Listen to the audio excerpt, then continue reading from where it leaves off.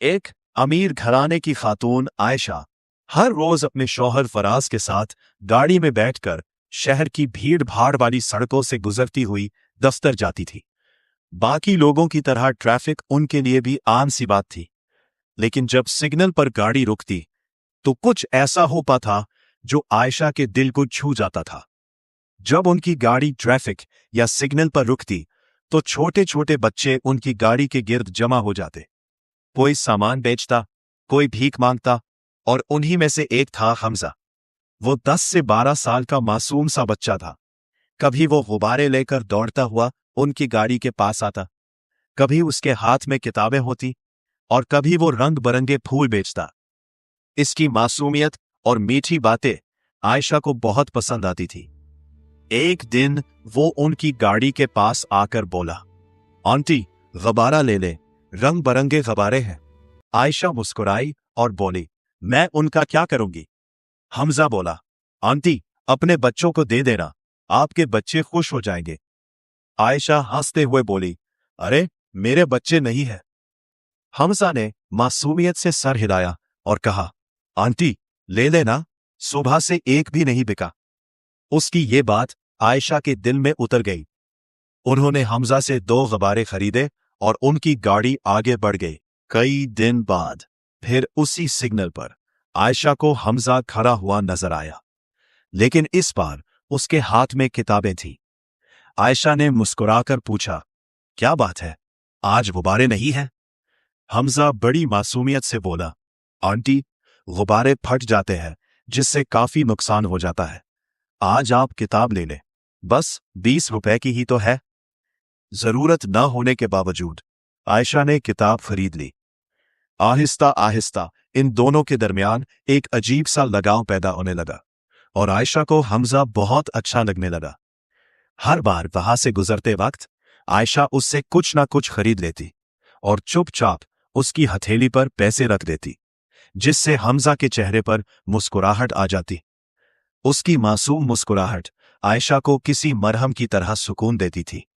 लेकिन अगले दिन जब आयशा की गाड़ी सिग्नल पर रुकी तो अचानक उसकी नजर सड़क किनारे बिखरी हुई किताबों पर पड़ी। उसे फौरन हमजा का ख्याल आया। आयशा बेचैन होकर शीशे के बाहर देखने लगी। उसका दिल जोर जोर से धड़क रहा था। तभी कुछ बच्चे दौड़ते हुए इनकी गाड़ी के पास आए और बोले, मैडम, आप हमजा को ढूंढ रही है ना? हाँ, कहाँ है वो? इन बच्चों ने कहा, दीदी, इसका तो अभी थोड़ी देर पहले एक्सीडेंट हो गया है। आयशा की सांसें रुक सी गई। ये सब कैसे हुआ? इसकी हालत कैसी है? बच्चा बोला, दीदी, एक गाड़ी वाले ने उसे टक्कर मारकर भाग गया। इसका सर फट गया था। लोग उसे अस्पताल ले गए थे, लेकिन हमने लोगों को बातें करते हुए सुना है कि इसका बचना बहुत मुश्किल है। आयशा के हाथ कांपने लगे। ना जाने क्यों इसकी आंखों से आंसू बहने लगे। आयशा के दिल में एक अजीब सी तैस उठी, लेकिन उसे जरा भी अंदाजा नहीं था कि ये दर्द सिर्फ एक बच्चे का नहीं, बल्कि ये हादसा इसकी जिंदगी की सबसे बड़ी सच्चाई सामने लेकर आने वाला था। एक ऐसा इंकशाफ जिसे सुनकर आयशा के बरसों पुराने जख्म फिर से ताजा हो जाएंगे, क्योंकि वो मासूम बच्चा हमजा कोई और नहीं बल्कि उन्हीं का खोया हुआ बेटा था, जिसे पैदा होते ही एक मजबूरी ने उनसे छीन लिया था। आयशा ने जैसे ही ये सुना कि हमजा का बचना मुश्किल है, वो घबराई हुई आवाज में बोली, क्या तुम लोग मुझे इसके घर ले जा सकते हो? बच्चे फौरन बोले, हाँ आंटी, वो तो हमारे घर के बिल्कुल पास में ही रहता है। आयशा ने फराज की तरफ देखा।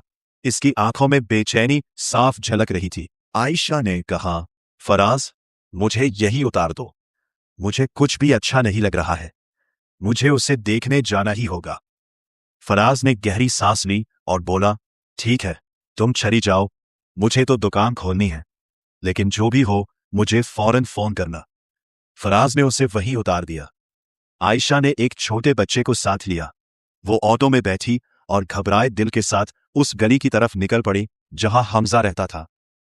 थोड़ी दूर आगे चलकर बच्चे ने ऑटो रुकवा दिया, लेकिन जैसे ही आयशा नीचे उतरी तो अचानक उसकी नजर एक बुजुर्ग खातून पर पड़ी। उसे देखते ही आयशा सुन रह गई। ये तो वही औरत है। वो उस खातून को बहुत अच्छी तरह जानती थी। बुजुर्ग खातून भी आयशा को देखते ही ठिठक गई और अगले ही पल फूट फूट कर रोने लगी। वो कांपती आवाज में बोली, मैं तेरे बेटे को बचा नहीं पाई। आयशा के पैरों तले जमीन निकल गई। क्या वो मेरा बेटा हमजा था?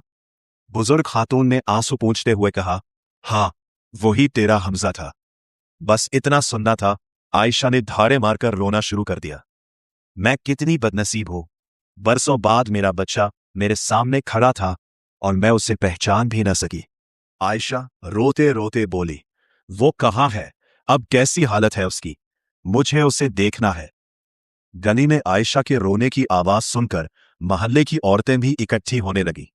एक ने पूछा, ये कौन है? ये इतनी बेचैन क्यों है? हमजा की दादी ने आंसू पोंछते हुए कहा, अरे, यही तो उसकी असली मां है। ये सुनते ही गली में सन्नाटा छा गया। किसी को भी यकीन नहीं हो रहा था कि इतनी अमीर औरत का बच्चा इस हालत में कैसे जी रहा था। आयशा रो रो कर पुकार रही थी, हमजा, मेरा बच्चा हमजा। इसकी दर्द भरी पुकार से पूरा मोहल्ला गूंज रहा था। हमजा और आयशा की सच्चाई को समझने के लिए हमें वक्त में थोड़ा पीछे जाना पड़ेगा। साल 2015 में जब आयशा सिर्फ 19 साल की थी, तब उसे सलमान नाम के लड़के से मोहब्बत हो गई। वो दोनों शादी करना चाहते थे, लेकिन आयशा का खानदान इस रिश्ते के खिलाफ था।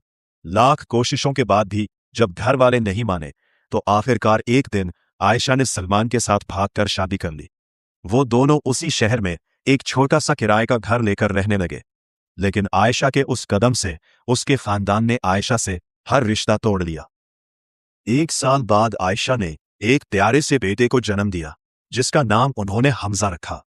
इसी दौरान आयशा को एक ऐसी सच्चाई पता चली जिसने उसकी हंसती खेलती जिंदगी को तबाह कर दिया। किसी ने उसे बताया कि उसका शौहर सलमान एक खतरनाक गैंग से जड़ा हुआ है। वो पैसों के लिए लोगों को मारने से भी पीछे नहीं हटता था। आयशा ने उसे बहुत समझाया कि ये रास्ता ठीक नहीं है। जिन लोगों के लिए तुम ये सब करते हो, देखना एक दिन यही लोग तुम्हें भी मरवा देंगे और हमारी जिंदगी तबाह हो जाएगी। आयशा के समझाने के बाद भी सलमान नहीं बदला और फिर वही हुआ जिससे आयशा हमेशा डरती थी।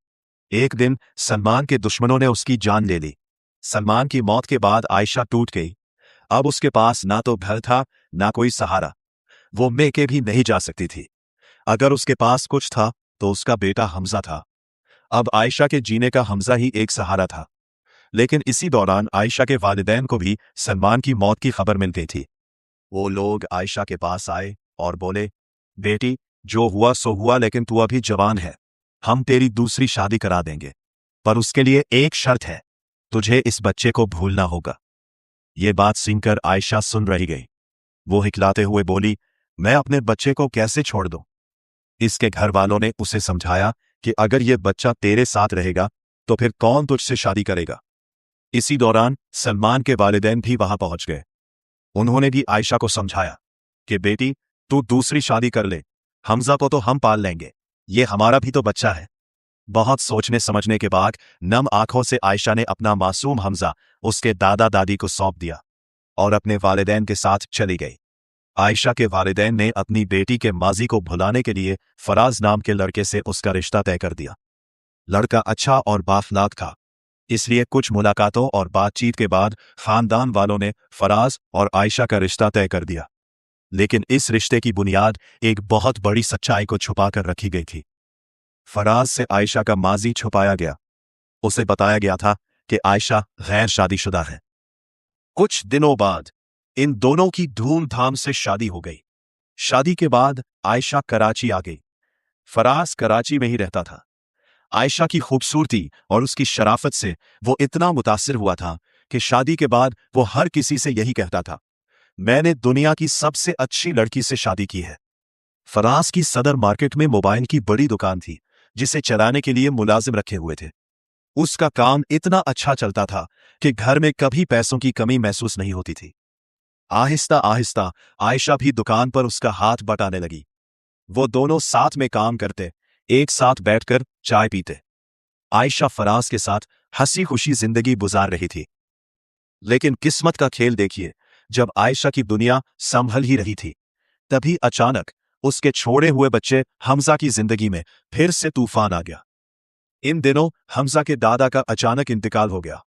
उनके जाते ही घर के हालात खराब होने लगे। हमजा की चची रोज झगड़ा करने लगी और ताने देने लगी कि उस बच्चे की मां तो उसे छोड़कर भाग गई है, अब हम ही क्यों पाले, उसे यतीम खाने दे दो, कुछ तो बोझ कम होगा।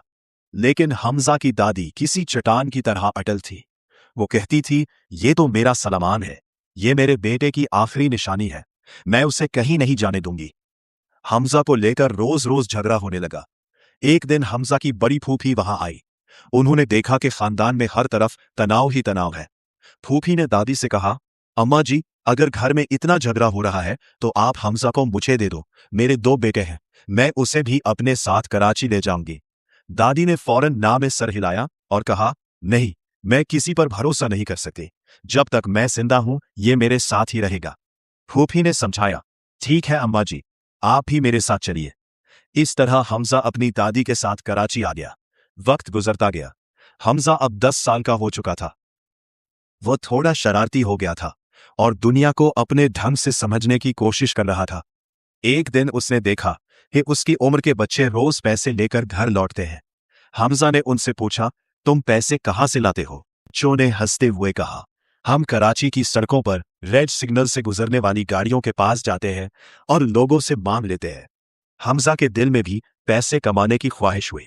वो बोला, कल मैं भी तुम्हारे साथ चलूंगा। लेकिन उसकी दादी ने उसे सख्ती से मना कर दिया कि बेटा, भीख मांगना बहुत बुरी बात है। हमजा ने शरारती मुस्कुराहट के साथ कहा, दादी, मैं भीख थोड़े ही मांगूंगा, मैं तो गबारे बेचूंगा। दादी चाहकर भी उसे रोक न सकी और यूं हमजा ने कुछ गबारे खरीदे और रेड सिग्नल पर बेचने जाने लगा। कभी फूल, कभी गबारे, कभी किताबें, जो भी उसे सही लगता वो उसी को बेच देता। लेकिन इसी दौरान अनजानी राहों से उसकी असली मां आयशा उसकी जिंदगी में आ चुकी थी। वो दोनों रोज एक दूसरे के सामने होते थे। आयशा के दिल में उसे देखते ही ममता अमर पड़ती थी, लेकिन वो उसे इत्तेफाक समझती रही। वो दोनों पास होकर भी एक दूसरे से अनजान थे। आयशा मन ही मन अपने बेटे को हर रोज याद करती थी, लेकिन उसके वालिदैन ने उसे सख्ती से मना कर रखा था कि कभी गलती से भी हमजा का नाम मत लेना, क्योंकि अगर किसी को पता चल गया तो तेरी जिंदगी खराब हो जाएगी। इसलिए वो चुप रहती थी, अपने आंसुओं को छुपाती थी, और अगर वो कभी मैके जाती तो बस उसे इतना ही पता चलता था कि हमजा अपनी फूफी के साथ कराची चला गया है। कितना अजीब इत्तेफाक था। मां और बेटा एक ही शहर में थे, एक ही सड़क पर खड़े थे और एक दूसरे के साथ बातें भी करते थे, लेकिन यादें बहुत धुंधली हो चुकी थीं। आयशा ने कई बार उससे नाम पूछा था, उसके घर वालों के बारे में भी पूछा था, और हमजा ने उसे बताया था कि मैं अपनी दादी के साथ रहता हूं। मगर वो ये नहीं जानती थी कि ये दादी वही है जिन्होंने उसके बेटे को पाल पोस कर बड़ा किया था। लेकिन आज आयशा जब हमजा को तलाश करते हुए उसके घर पहुंची और दादी को सामने खड़ा देखा तो उसकी आंखें खुली की खुली रह गईं और बरसों पुरानी यादें फिर से ताजा हो गईं। उसके दिल में ममता की तैस उठी। क्या सच में वो मेरा बेटा हमजा था? दादी ने कांपती आवाज में कहा, हाँ बेटी, यही तेरा हमजा है, लेकिन आज इसका एक्सीडेंट हो गया है। आयशा चीख पड़ी, कहाँ है वो? मुझे अभी उसे देखने जाना है। दादी ने बताया कि इसे अस्पताल ले गए हैं। इसकी फूफी भी इसकी हालत के बारे में कुछ नहीं जानती। उन्हें बस इतना ही पता चला था कि इसे बहुत संगीन चोटें आई हैं। पास खड़ी औरतों में से एक ने इसका हाथ पकड़ा और बोली, चल बहन, हम तुझे अस्पताल लेकर चलते हैं। आयशा फौरन उनके साथ चल पड़ी। जैसे ही आयशा अस्पताल पहुंची तो हमजा की फूफी उसे देखते ही फूट फूट कर रोने लगी। उन्होंने बताया, डॉक्टर कह रहे हैं कि हमजा के बचने की उम्मीद बहुत कम है। आयशा कांपती हुई आवाज में बोली, ऐसा मत कहिए, दुआ कीजिए कि वो मुझे छोड़कर ना जाए। इसी तरह 6 घंटे गुजर गए। आयशा को हर मिनट किसी पहाड़ की तरह भारी लग रहा था। आईसीयू का दरवाजा बंद था। अंदर हमजा जिंदगी के लिए जंग लड़ रहा था। इसी दौरान आयशा का फोन मुसलसल बज रहा था। इसका शौहर फराज काफी देर से फोन कर रहा था। आखिरकार आयशा ने फोन उठाया और कांपती आवाज में कहा, फराज, इस बच्चे के बचने की कोई उम्मीद नहीं है, मुझे माफ करना, मैं आज नहीं आ पाऊंगी। फराज हैरान था। उसने पूछा, क्या तुम अस्पताल पहुंच गई हो? और ये कैसी बात कर रही हो तुम? इसके माँ बाप है ना वहां पर, वो लोग सब संभाल लेंगे। अब आयशा उसे कैसे बताती कि जिस लड़के को वो पराया समझ रहा है वो आयशा का अपना बेटा है, जिसे उसने आज तक दुनिया से छुपाए रखा था। उसने बस इतना कहा, फराज, मैं अभी फोन पर बात नहीं कर सकती। उसके बाद आयशा ने फोन बंद कर दिया। कुछ देर बाद एक डॉक्टर बाहर आया। उसके चेहरे से थकन और फिक्र झलक रही थी। आयशा ने डॉक्टर से पूछा, डॉक्टर साहब, मेरा बेटा कैसा है अब? डॉक्टर ने कहा, अगर मरीज को 77 घंटे में होश आ गया तो वो आहिस्ता आहिस्ता ठीक हो सकता है, वरना कुछ कहना मुश्किल है। वो 3 दिन आयशा के लिए 3 साल के बराबर थे। और फिर तीसरे दिन शाम को डॉक्टर ने मुस्कुराते हुए कहा, लड़के को होश आ गया है, अब आप लोग मिल सकते हैं। ये खबर सुनते ही वो सब एक दूसरे को गले लगाकर रो पड़े। आयशा दौड़ती हुई अंदर गई। हमजा की आंखें आधी खुली थीं। वो धीमी आवाज में बोला, आंटी, आप आ गई। आयशा ने उसे प्यार भरी नजरों से देखा। वो उसके सर पर हाथ फेरते हुए बोली, बेटा, मैं आंटी नहीं हूं, मैं तुम्हारी मां हूं। उसने हमजा को सीने से लगा लिया और बरसों का दर्द, इंतजार और प्यार सब आंसुओं में बह गया। डॉक्टर ने आयशा को समझाया कि बच्चे के साथ ज्यादा बात ना करे, उसे अभी आराम करने दे। पिछले 3 दिनों से आयशा ने फराज को फोन नहीं किया था। उसका मोबाइल भी बंद था। अधर फराज आयशा की फिक्र में परेशान था। आखिर वो भी हमजा के घर पहुंच गया और वहां फराज को आयशा की असल सच्चाई का पता चल गया। वो फौरन अस्पताल पहुंचा। उसने गुस्से से बोला, तुम लोगों ने मेरे साथ धोखा किया है, आज से हमारा रिश्ता यहीं पर खत्म होता है। आयशा चुपचाप सब सुनती रही। भला उसके पास अब बचा ही क्या था सिवाय हमजा के। और अब आयशा हमजा को दोबारा नहीं खोना चाहती थी। 1 हफ्ते बाद हमजा घर आ गया। आयशा उसकी देखभाल करती रही। जब उसने फराज को फोन किया तो उसने फोन ही नहीं उठाया। लेकिन 10 दिन बाद अचानक फराज अपने घर वालों के साथ हमजा के घर पहुंचा। इसकी सास ने उसे गले लगाया और बोली, बेटी, मत रो, चलो घर चलते हैं। ये सुनते ही आयशा घबराकर पीछे हट गई। मैं अपने बेटे को छोड़कर कहीं नहीं जाऊंगी। सास मुस्कुराई, किसने कहा है तुम उसे छोड़कर जाओ, बल्कि तुम्हारा बेटा, उसकी दादी, हम सब साथ चलेंगे। फराज बहुत देर बाद आगे आकर बोला, चलो आयशा, मैं भी तुम्हारे बगैर नहीं रह सकता। और इस तरह जो खानदान टूट चुका था वो फिर से एक हो गया। इस वक्त आयशा 2 महीने की हामिला थी। वक्त आने पर उसने एक प्यारे से बेटे को जन्म दिया। कुछ साल बाद उनकी एक बेटी हुई। अब आयशा, हमजा और उसके छोटे बहन भाई सब एक साथ एक खुशहाल जिंदगी गुजार रहे हैं। ये कहानी हमें सिखाती है कि जिंदगी में चाहे कितना भी प्यार क्यों ना मिले, माँ बाप से बढ़कर कोई सहारा नहीं होता। माँ की ममता और बाप की मेहनत के बगैर किसी भी रिश्ते का वजूद अधूरा रहता है। इसलिए ऐसा कदम मत उठाओ जो तुम्हारे सुख के बदले तुम्हारे वालिदैन की आंखों में जिंदगी भर के लिए आंसू लिख दे। दोस्तों, अगर कहानी पसंद आई हो तो उसे लाइक और शेयर करें। ऐसी ही दिलचस्प कहानियों के लिए हमारे चैनल द ट्रूथ टेल्स को सब्सक्राइब जरूर करें। अल्लाह हाफिज।